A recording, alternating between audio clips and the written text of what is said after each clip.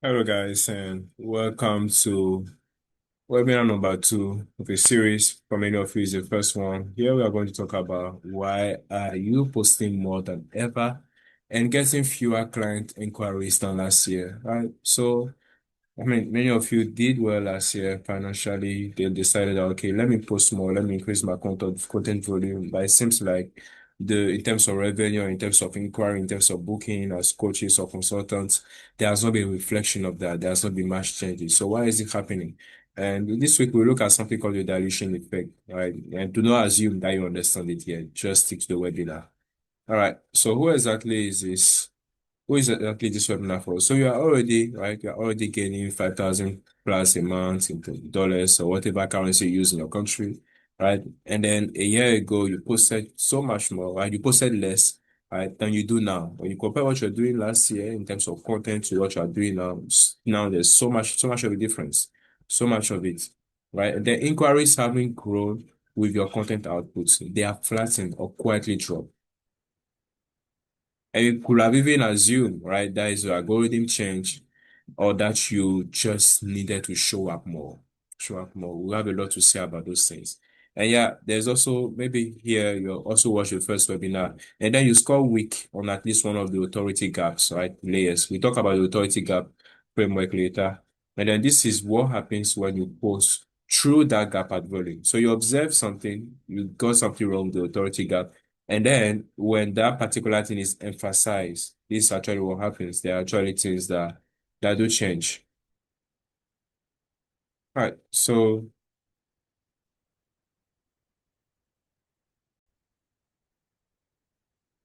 all right. So this is what we're going to look at. We are going to deal with this issue of you posting so much more than you did last year, but still getting the same type of recording, the same amount of booking or the same revenue, right? Without so much of a change. We're going to deal with it in different layers because it's very deep. And if you can grasp it now, if you can get it right now, right, in the future, when you think of scaling your content, you will know what to really look out for. But most people usually think that if I'm doing something, right, and then it leads to a certain amount of results. If I do more of it, I will have how they call it more results as well, which is not always the case. Which is not always the case. There are some things that work at a certain level that do not work at another level. So you just have to be open to every single option, right? It would understand what does it take to really scale whenever, particularly with the area of content, when something was doing well with for you last year, when you are scaling, what do we need to consider? Are there things that need to be fixed? So the first thing is that we're going to look at the real side of the problem, right? The volume trap. Look at it really deeply. Where is it coming from? And what is that? How big it is? And because if you know how big it is, you will avoid it in the future. And beyond even the future, even now you'll be quick to correct it. So we want this webinar to lead to immediate action towards your content. The second thing is that why being more consistent assumes the wrong cause, right? That's the thing. That's the thing. You hear that advice a lot online, but it's really about being more consistent. Then three, we look at the dilution effect. What volume actually multiplies. Four, we look at the dilution check you can run for your last 20 posts. This is a very practical session. That's one goal with this webinar is being very practical.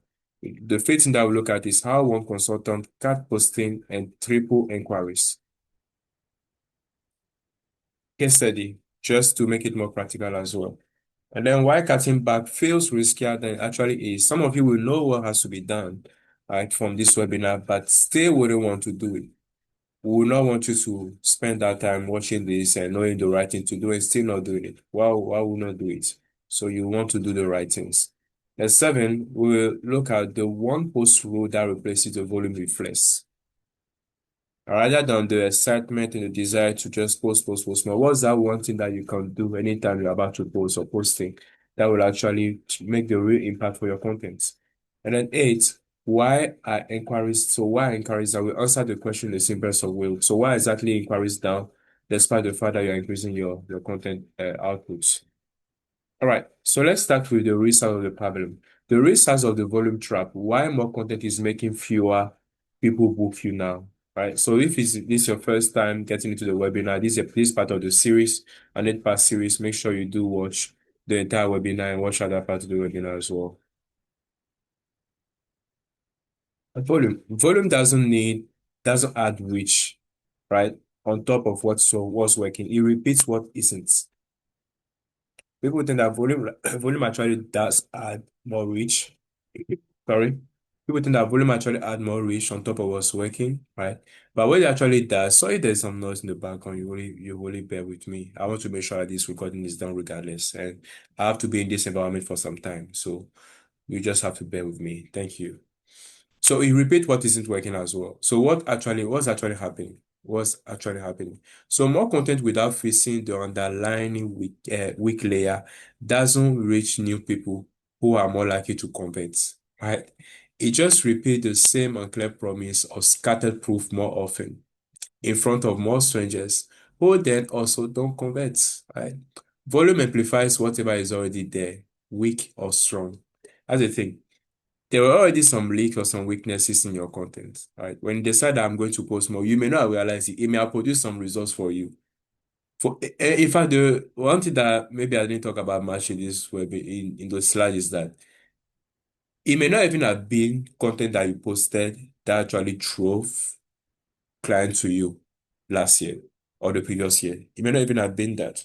So your content may have all those leaks already and and they are just there, but the business is still making money. But now that you are spending intentionally more money, more resources on making more content, it now feels right that the content should produce something. But again, if those leaks have not been fixed, things will not change. So yeah, what's volume that is I actually scale the problem.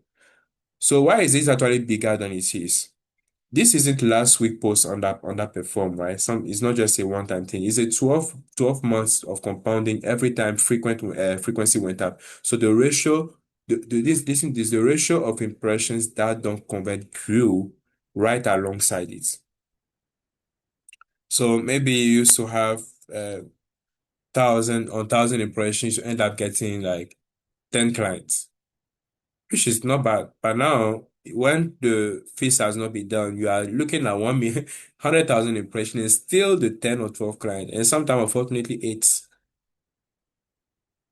And so it feels so much not right. So the feeling of more, right? More effort now sits next to fewer results than a year ago.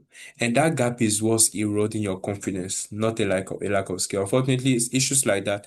Maybe people, when they persist for months, for weeks, they make some coaches and some consultants start questioning themselves or questioning their, but it's not only you, it's not only who you are or what you know. It's more about how that knowledge is being communicated out there through your content. So let's look at it practically. Same coach, 2 different weeks. Last year, 3 posts per week, right? One clear promise per week, proof shown in sequence, one consistent ask, 6 inquiries per month. Not bad. So the coach over there doesn't even know that he's even making a consistent promise. That's something that may even happen. He doesn't know that he's not intentional about it. He was just making it, but not only knowing the logic behind it and the power of it. And then proof were being shown in sequences as well. Great job. Maybe it was also done randomly. Then one consistent ask. Great job. Maybe also done randomly.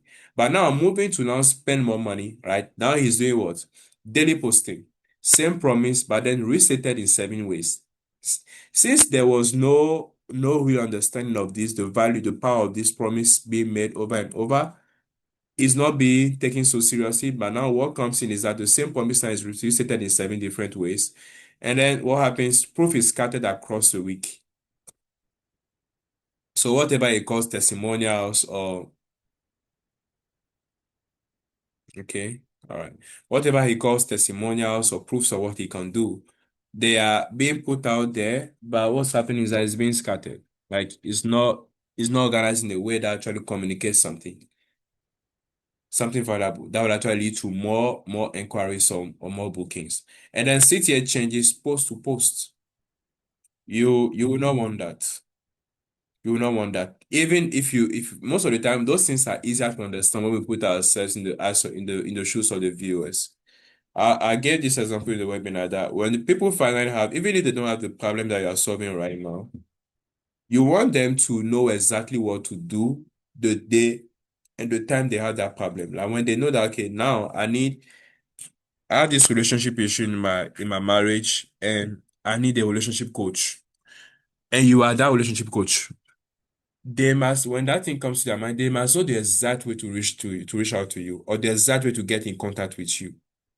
It should not be now, it should not be too scarce. Imagine if now you have like, take a 15-minute quiz, okay, book a 15-minute call, uh, click DM me in the comment section, like multiple call to action that I've seen over time. Definitely sometimes some content require multiple, some people do say that some content require different type of call to action.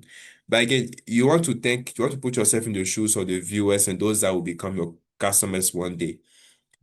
They want simplicity around your brand, particularly in the way to relate with you. It must be that clear that this is the way to get to this person. This is the way to get maybe if you have a course and you don't do bookings, you don't do assessments, you don't offer anything free. It's just a course. Let it be that okay, I need to take this person course. But there must be that consistency, right? But I will talk more about it, and I spoke about it as well in the previous webinar.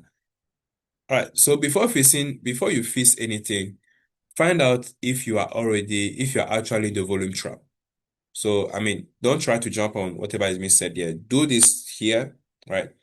And then the reason why I put this here is that I actually want you to see that you are clearly in the volume trap. I want you to move. When you click on the video to watch this, it was an assumption that, okay, maybe this is what's going on with my content, right? But when you go through this particular exercise, you will know for a fact with evidence in your mind and your eyes that this is actually what's happening.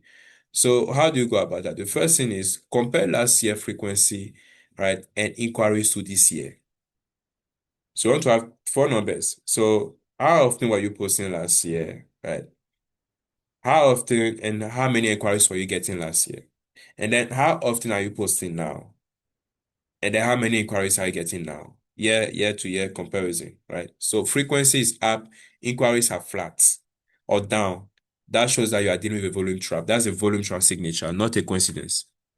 And then count how many of your last 20 posts you could delete without losing anything specific to your promise, without anyone noticing they are going. So when you look at this is the place where you know whether you are actually just posting for posting's sake or your posting is actually making an impact in the market. What does that mean here? That so if you decide that I'm going to delete a post, will it affect people's opinion? Or you are just repeating the same type of thing, or like nothing, you are not really making much impact with your content. That's one of the things that I've come to believe personally when it comes to content. That like the idea of posting a lot daily and everything is good. It makes you feel like you're being productive. But sometimes it also makes you actually in the mind of they don't need somebody that they need to see many times, truly. They just need to have in their mind, right, that you are the guy for their issue. And sometimes it's just one high quality post that shows clearly how you solve the exact problem that they have in a way that actually resonates with them. We do way more than 20 posts of you not saying much and just trying to keep the feed or the timeline busy. We do way more. So check whether your best performing post is old or recent. That's the first thing.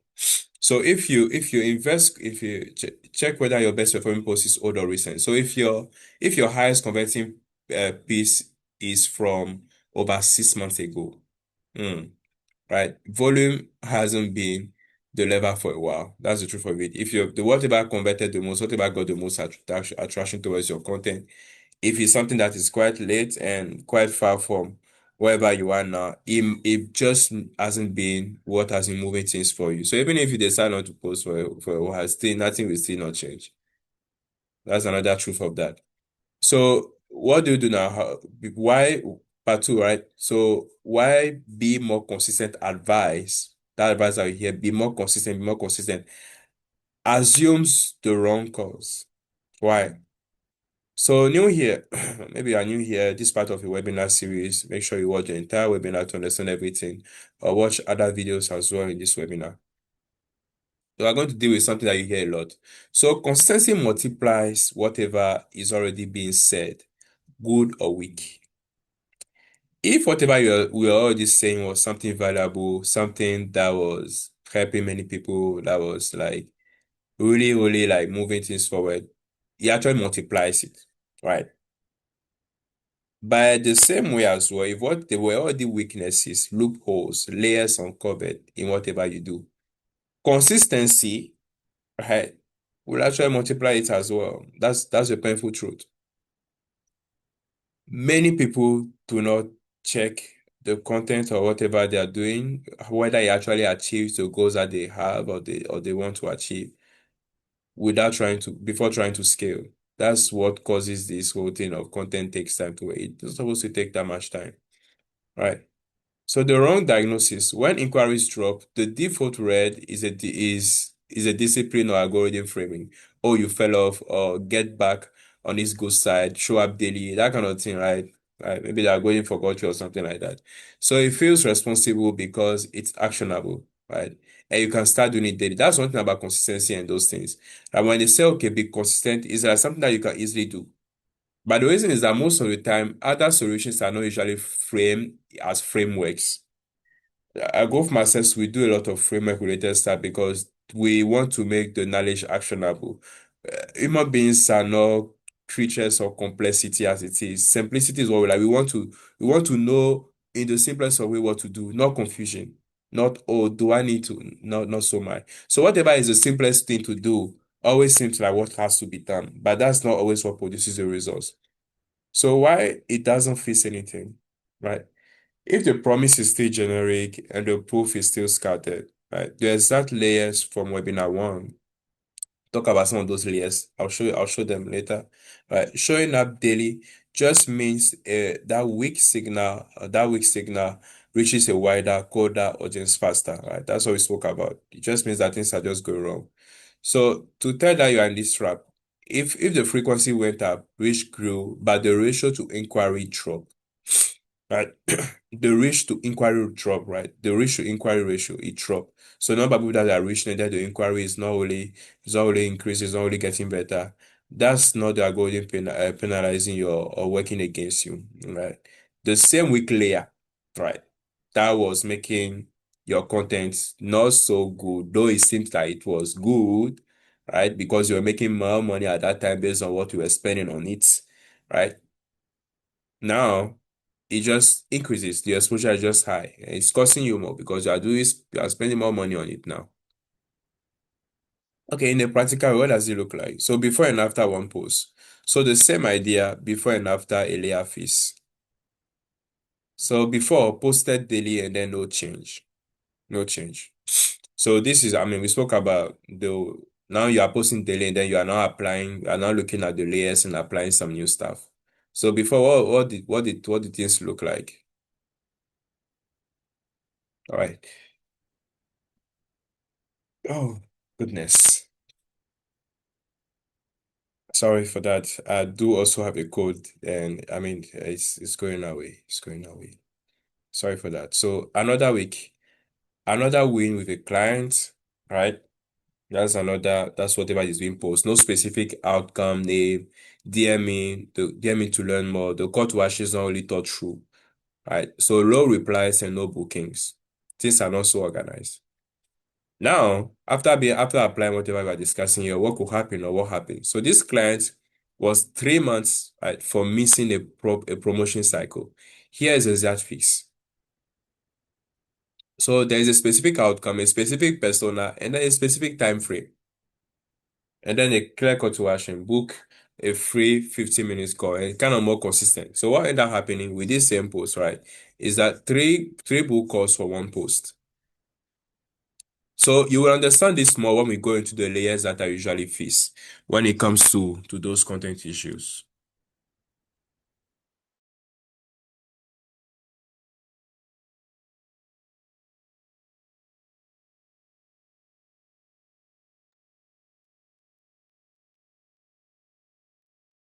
Right. So you can start applying a few things now. So apply it now. Stop the frequency reflex before you do your next post. So again, if you really seen, if you went through what you do, all the exercise that we've been through, right, it should give you a clear idea of whatever is happening with your content now. So the first thing you want to do is that one, you want to pause the posting schedule for 48 hours. That's long enough to break the reflex or post more.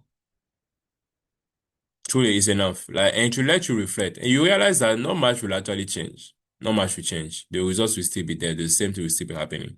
And the next thing I want to do is I want to reread your last five posts as a stranger would. Very much encouraged. So will you know exactly what changes for the reader or what to do next? So when you're a reader, a stranger reading your content, what will it make? What will it inspire in the mind of the reader or the viewer?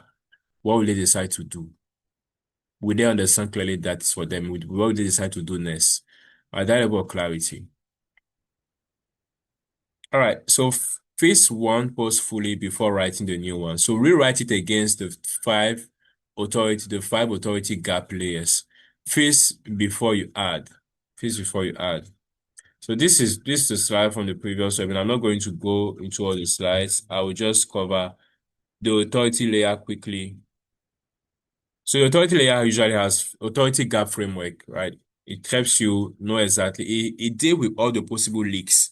That by the time you go through this, it's impossible for your content not to make the impact it's supposed to make in the mind of the viewer. So first thing that it checks is signal clarity. So who, does your content show who you help and what changes, right? And what changes with them, right? What do you do for them and what changes when you do that in one glance? Every post must do that. Promise specificity. Is your promise narrow enough to feel custom or generic enough to be ignored? Like being specific with your promise that so clear and so absolute. I'm going quickly, but the other webinar explain this fully. And then proof sequencing. Is evidence shown in an order that builds a decision or scattered it at random? So whatever you use to support your argument, whatever you're making in that post, is there's a sequence for the argument in how it should be brought, it should be explained. All right. There usually the problem, the framework, the solution, and the call to action. There are some things that are listed. We covered each of those layers individually in the previous webinar. And then trust velocity. How many touch points until a stranger believes you can actually help them? Sometimes that's what is not achieved with one post. It can be achieved with one, it can be achieved with two, it can be achieved with three. It varies based on people. But again, you must understand the concept of trust velocity, the touch point that need to be hit before the client can trust you or give you their money. And then ask clarity. Is there one obvious next step or several competing calls to action? We don't want, again, as I explain it as an example, today, not test me here, book a call, a DM here, take this, right? It must be so clear what exactly you need them to do next. All right. So now we are going to look clearly at the dilution effect. So how posting more without fixing your layers multiplies the wrong content. If you are new here, this part of the webinar series, make sure you do watch the entire video, right? For that webinar to actually learn more. All right, this builds directly from the five-layer authority gap framework for webinar one. So what it is, the, the dilution effect is what happens when you increase output, right? Before fixing which of the five authority gap layers is weak. Every additional post doesn't add new trust. It spreads the same unclear signal, generic promise, or scattered proof across a wider set of strangers who all form a same uncertain expression, just at a larger scale. Truly, right? When you look at this framework, imagine if your signal is wrong.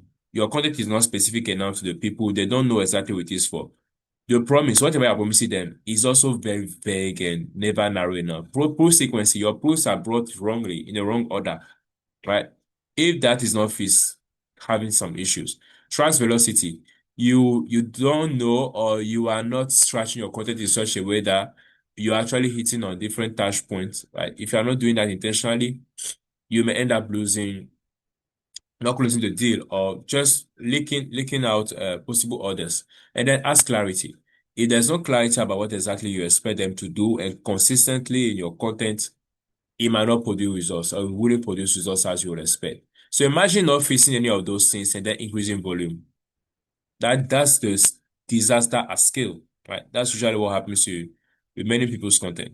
So why it works this way? So trust is sequential, not additive. Trust is sequential. What does that mean? That I mean, a stranger doesn't average 10 mediocre. I like the way I explained it here. A stranger doesn't average 10 mediocre signals into one good impression. They form a judgment on the first one or two exposures. If you understand this happening, you can the webinar is just done. So what the volume trap end up making you do is that it makes you think that, or what you are doing by just increasing volume is that the coach thinks that, right? Oh, they saw me a lot more. It means I know what I'm saying. That's true. That truly, when you show up more, people think that you are trying to guide for that thing. That's trust in general. But the way trust is really built, as we are as humans, removing whatever we are hearing from coach, some gurus somewhere saying some things, right? The way trust is really built is usually in the first encounter or two or first two encounters. Within the first one or first two encounters, you have an idea of who the person is. Like whatever data they present to you, your brain goes forward and try to analyze and try to classify it. Okay, he talks like this. He comes from. That's why we do a lot as human beings. We like to ask where people come from, because if you hear that somebody come from this particular country or for this particular part of the world, it helps you think, oh, he must be this type of person. Or maybe if the person is maybe like bulk, like muscular, big looking, makes you think that, oh, this is somebody who may have some, I mean, violent propensity. I should not mess up with this person.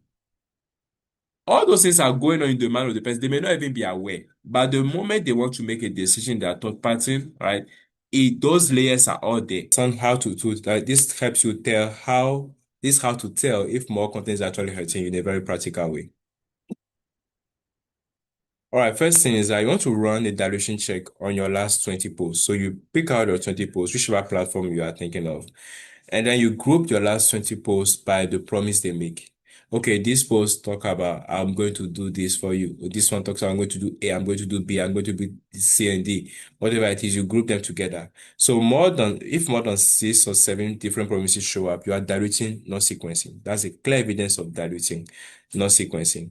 And then two, count how many posts share the same call to action. So similar to that. If they share the same call to action, put them together, but if they don't, you separate them. So that's how you are thinking about your content. And then three, ask how could I mean could you tell this same story in the third of the post? If you look at what you are talking about and the volume that you are putting out there, can you actually like tell the same story but in a different way? Would there be a change? Can you say it in less numbers than whatever you are offering over there currently?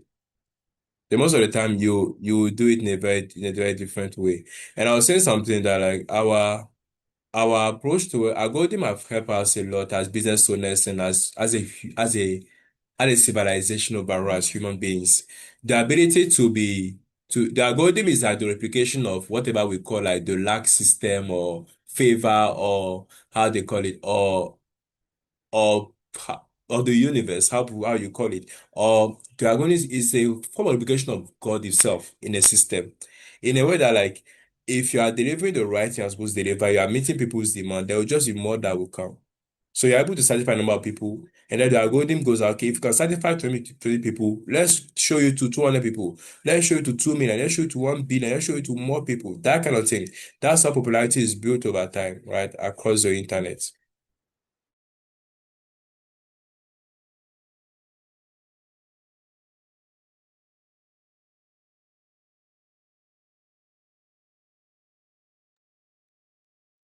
So you run the dilution check on your last 20 posts. So group the last 20. So I've already spoken about that rather than returning back. So now let's look at a work example, right? This is supposed to be practical so you can view what we are talking about. All right, so the first day, right?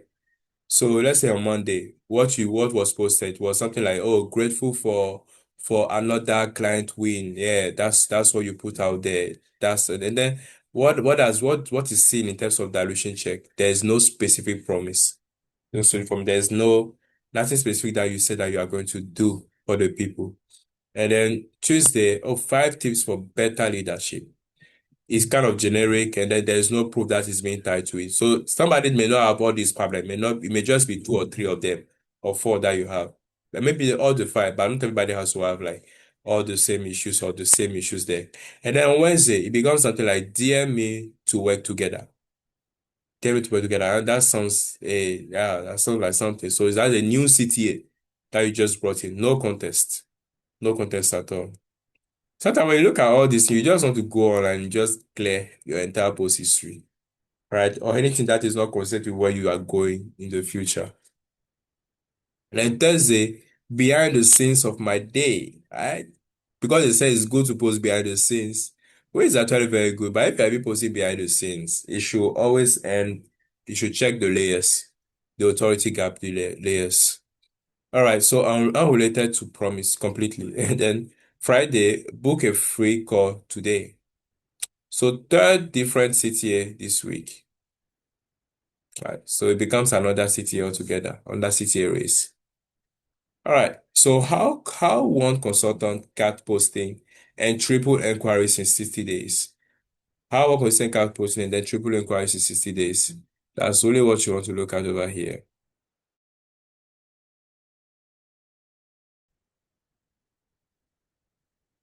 All right.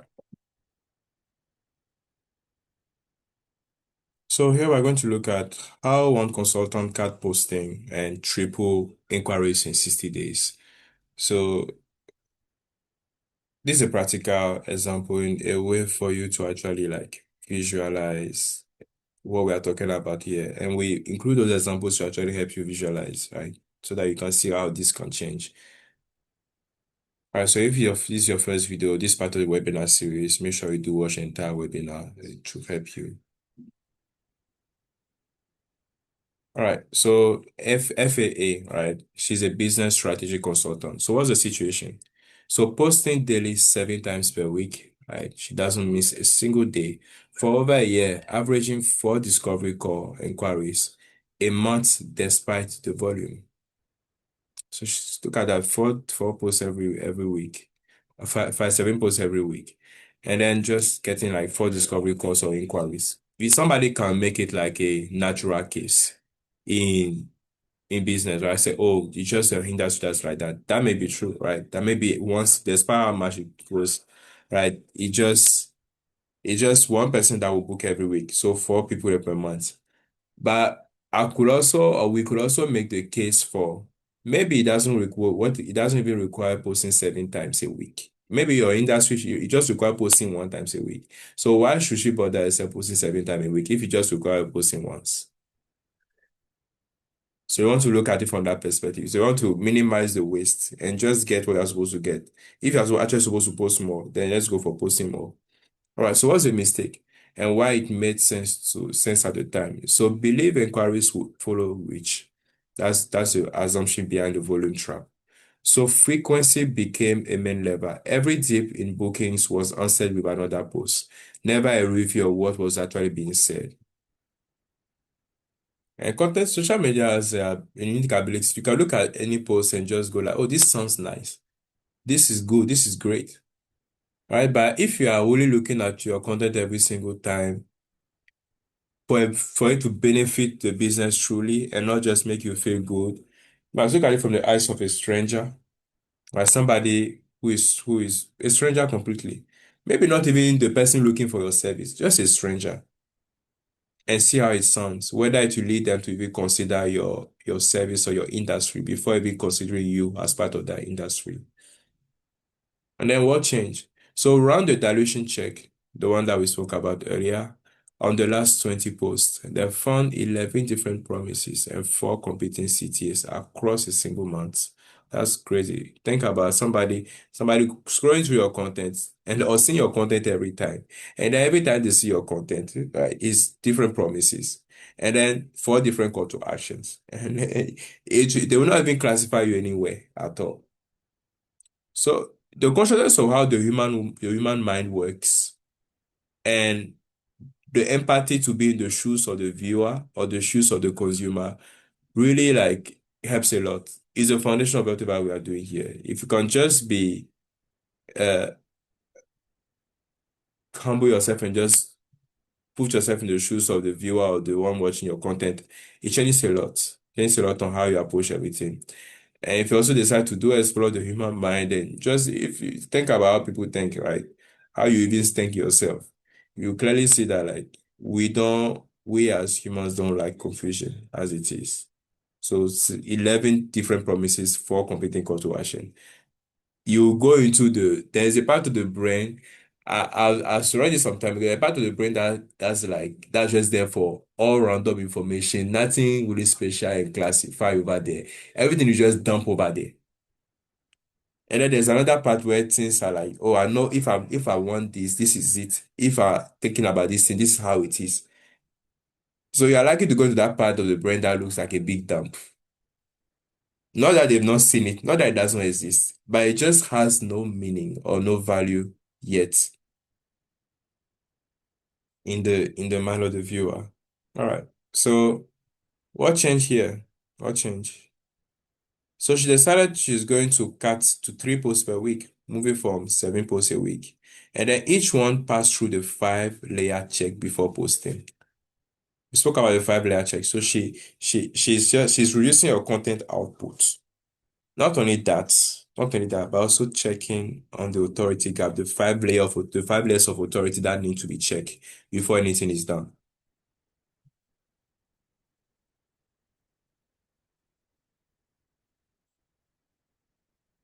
So what actually changed on the calendar?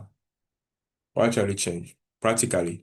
So posting frequency moved from seven times per week to now 3 times per week, right? That's after. And then distant promise per month.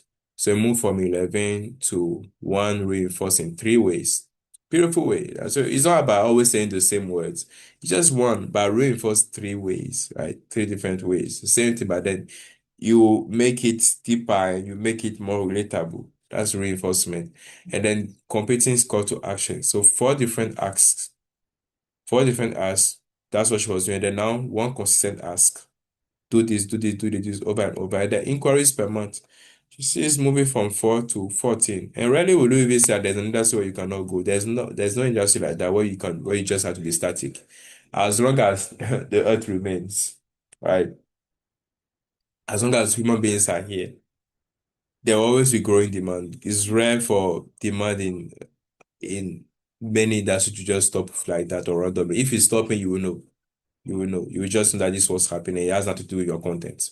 But when it comes to content, the industry is not shrinking, the demand is not shrinking, but it just seems like you are not getting more out of it. It has to do with your approach to the content. All right. So what's the takeaway for FAA, right? The business strategy consultants. So I wasn't behind on content. I was in front of the wrong content. I was making the wrong content just too often. So she wasn't liking the content, but then she just had the wrong content, and she had it too often, right? All right. So, but sis, why cutting back feels riskier than it actually is. So this is part of a webinar series. So if you are just watching this for the first time, make sure you watch the entire webinar or watch other videos from this webinar. So this has to do with the reasons why people will still not apply these things. So knowing the mechanism and cutting back are two different battles and how to help you. Most people will not even try, most teachers or most educators will not try to go into this. But truly, I spend time watching a lot of educational videos myself and I do watch a lot of them and I ask myself, so why do I know so much and I'm not doing that much? Maybe nobody really addressed the obstacles that are there. Maybe nobody really addressed the concept that I will have in my mind that may be a limitation to doing this. Maybe nobody really did that.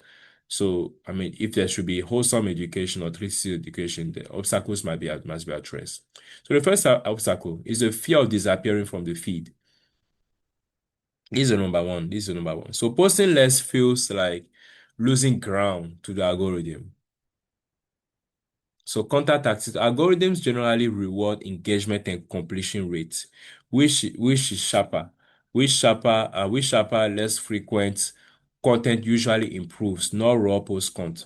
So if your algorithm is thinking of, oh, this month, the algorithm is looking like, okay, how many people click on your video, like really enjoy your video, like, subscribe, and everything.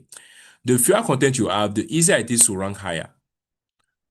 There's a part of the algorithm where the algorithm decide that okay, this time around, these are the channels that we are pushing for. There's a part of every algorithm like that, or every system.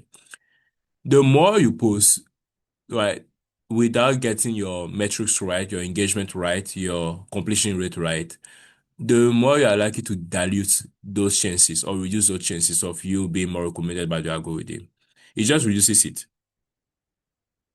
So there's a lot to do. There's a lot of work to do. At least the authority gap framework must really be applied and really be perfected before even considering like posting more. It should just not go beyond 2 or 3 posts per week, right? Until that thing has really been achieved.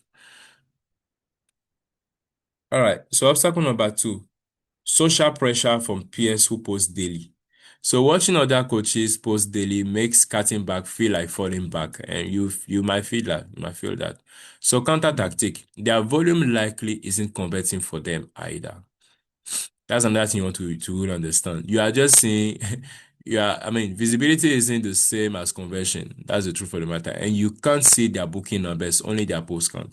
So you don't, because you see them a lot, some of them may even be in a worse financial situation than you.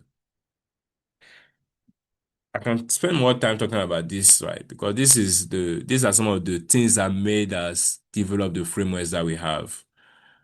Because social media has been a blessing over the past 20 years since it came or so, but has also created many gaps, has distorted society in many ways.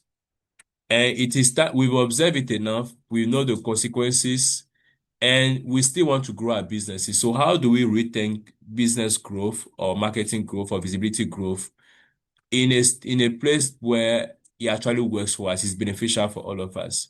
I mean, we at least at Growth Masters we make sure that we make the changes and we help people make the changes that have to be done and encourage the changes at scale. But it definitely starts from somewhere. And then third obstacle. So no clear standard for what's sharp enough.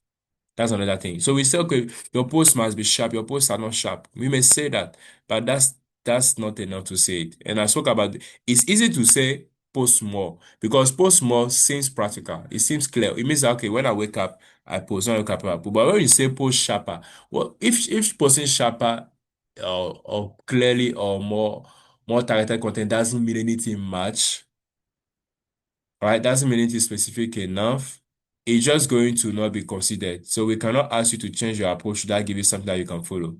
Right? So even coaches convinced by the framework don't have a fast who don't I mean even coaches convinced by the framework don't have a fast repeatable way to check a post before publishing. That's true for the matter. And then counter tactic. This is exactly what part 7 builds. A rule, not a judgment call. So you see it in part 7 clearly, how to address it.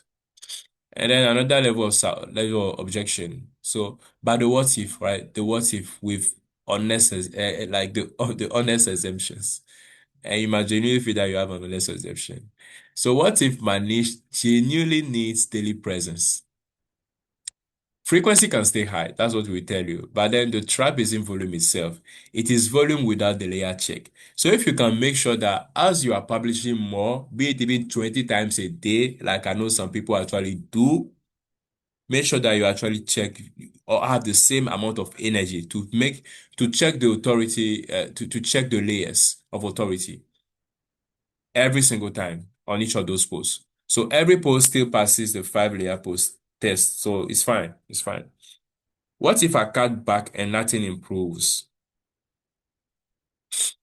Right? So then the issue likely isn't frequency at all. That's the thing. So it may not actually be frequency. So run the full authority gap audit from webinar 1 on the reduced content to find which layer is still weak. That's really what you want to do. Spend time, run that authority gap audit again, and really know which layer is actually weak. Assume you have gotten the layer weak as well, and so it becomes another issue altogether. All right, so part 7, the one post rule that replaces the volume reflex. So you had a volume reflex. That's what led to inefficiencies. Now, what could be that one post rule that will replace that whole thing? And if it's your first time watching this video, make sure you watch the entire webinar or also watch other parts of the webinar as well. All right, so webinar one builds a weekly check. Spoke about what webinar one we will discuss. That's the authority check over here. That's what webinar one really went into. So what it is, a 2-minute pass through the same 5 authority gap layers. Run on a single post before it's published. Not after a week of posting, but before every individual pieces goes live. That's the truth of the matter. So you are just going to, for just in 2 minutes, just check the authority gap layer quickly, the 5 layers of it, and then you do it on every single post before you post. Not before, not after, just before you post. Right. And then why it works. So the weekly authority check webinar, check, which is webinar one, catches drift after the fact. Right. But then the one post rule prevent dilution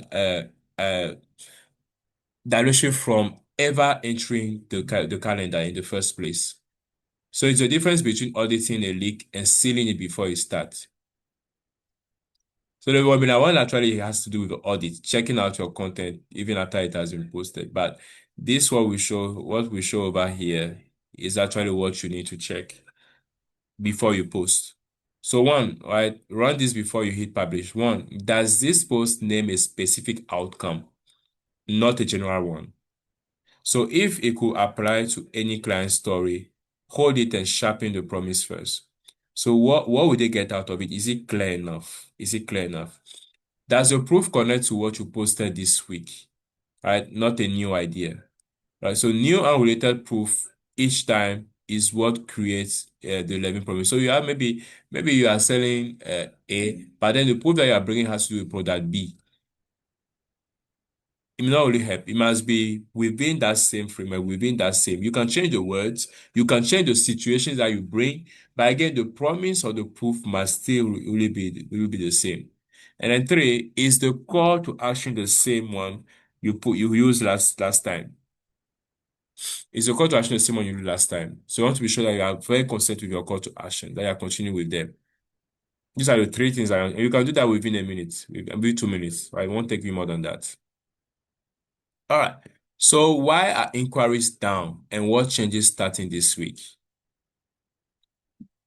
You did not lose your edge. You diluted it. That's what really happened. So more posting felt like more effort, which is natural. So it should have met more results. Instead, every additional post without a layer feels spread the same and clear signal further to more strangers who all from the same uncertain impression just as at a bigger scale. That's what actually happens. And that's the dilution effect. And it is the honest answer to why a fuller content calendar has sat next to an emptier client one. So you have a bigger content calendar, but then the bookings are emptier or even empty. So you now have the dilution check, a real case study of fits working in 60 days. And then the one post rule that keeps it from creeping back. So what's left? Is it more content? It is applying this gate to what you post next. So really apply it. Don't try to go again into more content. All right. So you already know what's being diluted watching this, applying the things that we said here. Let's map it on your exact content. So this webinar gave you the real diagnosis, not a teaser. So a free 15-minute discovery call is the safest way to run the dilution check on your post and map a fix to your exact content. Right. So you want to book it in 15, book a 15 minutes discovery call with us, and that's actually free. So make sure you check the link in the description. All right. Thank you all once again for your attention. If you do have questions, you can leave them you can book a call or just leave them in the comment section. I'll make sure that I do answer them and review them. I'll meet you in the next webinar. Bye bye.